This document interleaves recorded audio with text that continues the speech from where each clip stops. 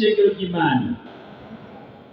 Hanyuma ndashimiye Imana ubwa mbere ingiriye ubuntu kuba hano muri iki gikorane nihabwa icubahiro. Hama bugira kabiri ndashimiye abavyeyi bacu abungere banyiyumviriyeho kugira ngo mbe mu bagapfuka mu ntege muri no rugendo. Imana nibahezagiye. Izina jewe nitwa Baranyizigiye Wilson, ibikorwa navyo mwavyumvise. Hanyuma ndubatse, mfise abana babiri, umufasha nawe n'ivyo mwabonye, ariko kandi ndafise n'intasho zo mu rugo. Tukuranye tuko turasenga mw'ijoro rica tuzino. Ndafise abantu ndeze na mama arimo baramuha intasho rimuzakiye. Tuje mw'ijambo ry'Imana dusome hariya mu cete Pawulo yandikiye ishengero ry'i Korinto. Hariya mu cete Pawulo yandikiye ishengero ry'i Korinto, igice ni ca mbere ku murongo wa 26 duca tuhafatikanya na Zaburi 106 umurongo wa 21 kugeza 23. Duca tuhafatikanya kandi no mu Vyahishuwe Yohana igice 3 umurongo wa 2. Mukiriko muraharondera, nagomba ndababwira inkuru imwe yanshikiye. Igihe kimwe murazi ko habaho ibikorwa byo kwisuganya mu buzima bwa misi yose. Hanyuma twari abantu bashika 4 tuba mu bikorwa turondera akazi. Hanyuma turonka umuntu atubwira ati nimuze mube murakora mudahembwa, abo biyita abakotakiti. Duca turagenda turatangura turakora, ariko mwumva yuko twaca dukorana n'abandi bahembwa, ariko tugakora ibikorwa bimwe. Hanyuma haragera igihe tukaja mu nama, bamwe bahembwa tugize tuturutoki tugira ico tuvuze, bagaca bavuga tumwe nta jambo mufise kuko muri abakotakiti. Hanyuma tuko turasenga turira Imana, Imana iratubwira ati ngiye kubakura iryo zina ry'ubukotakiti. Hanyuma igihe kiba casohoka itangazo ati no gukora ikibazo, haca gukora ikibazo. Imana ibyo yasezeranye kirarishitse. Ikibabaje muri iyo nkuru rero ni icahe, twese twaciye tugira ubuntu turashikirwa, ariko bamwe muri twe baca batangura gusiba ku kazi, batangura kugafata ibisanzwe kandi twakaronse tuririye Imana, Imana akaba yitwibuka. Ngira muca mwumva ikibabaje muri iki.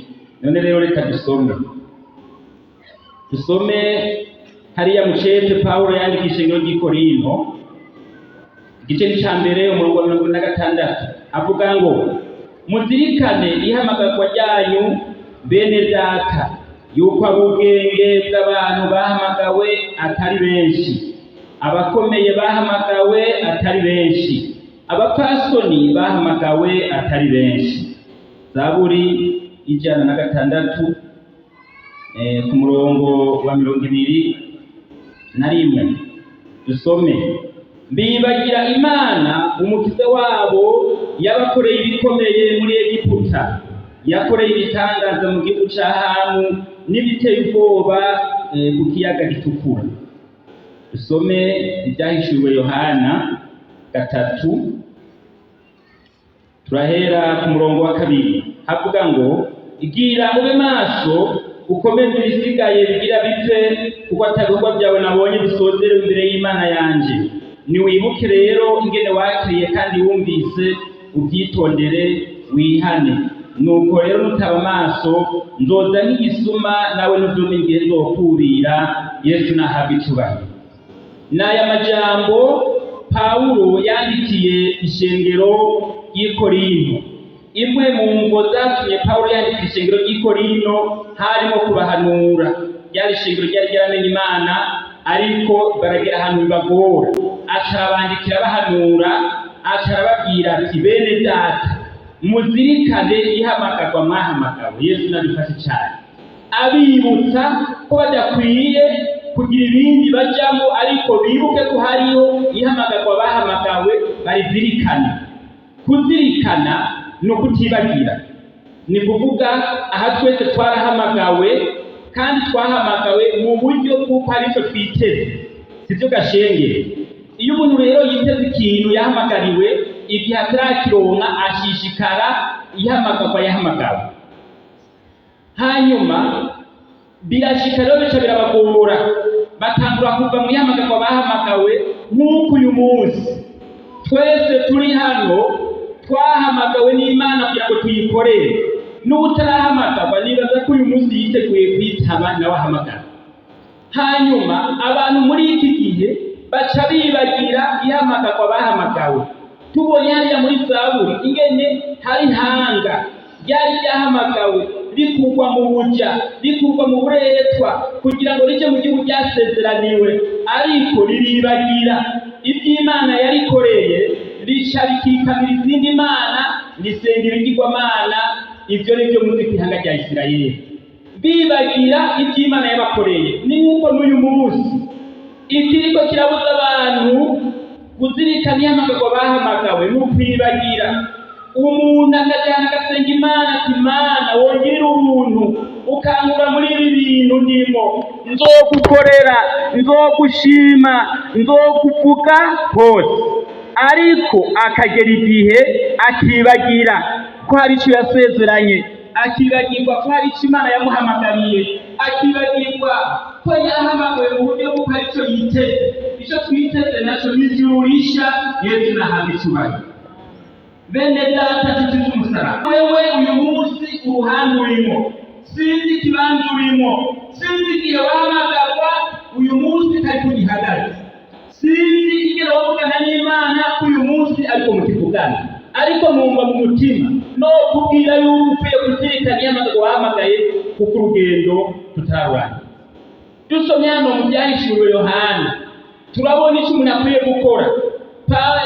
Yohana cyandika abishuriwe n'Imana y'igisiga cya Patmo yandikishijwe n'Isaruri, atarababwira ati mugirwe maso mukomeze ibisigaye, kuko atabikorwa byanyu nabonye bisozerewe imbere y'Imana yanjye.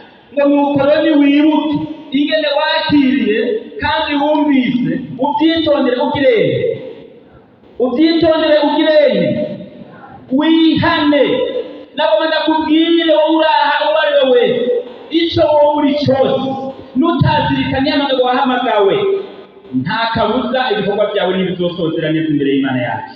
Ariko niwazirikana ihamagarwa wahamagawe, ukamenya ati je nahamagawe kugira ngo nzoje mu ijuru, je nahamagawe kugira ngo nzohabwe ubugingo budashira, ukaramiriza neza mu ijambo ry'ukuri, ukama witeze ukuza k'Umwami wacu Yesu Kristo, nta kabuza Imana izoshika kunezererwa kandi kuraza izonezerwa kandi izozivugane nawe. Kimwe mu bimenyetso byerekana umuntu ariko arawusha ihamagarwa yahamagawe akakikamira mu bindi, ijwi ry'Imana rihora muri we, yahora avugana n'Imana ntabakivugana n'Imana, yahora afise umwete wo kuja mu gikorwa ntabe uwo mwete akiwufise, agacaja mu ruhande rw'abacamanza, agahagarara ku ntebe y'ubucamanza, agahagarara ku ntebe yo kunegura y'ishyari n'ibindi. Ariko nagomba uyu munsi umuntu wese azirikana ihamagarwa yagize yahamagawe.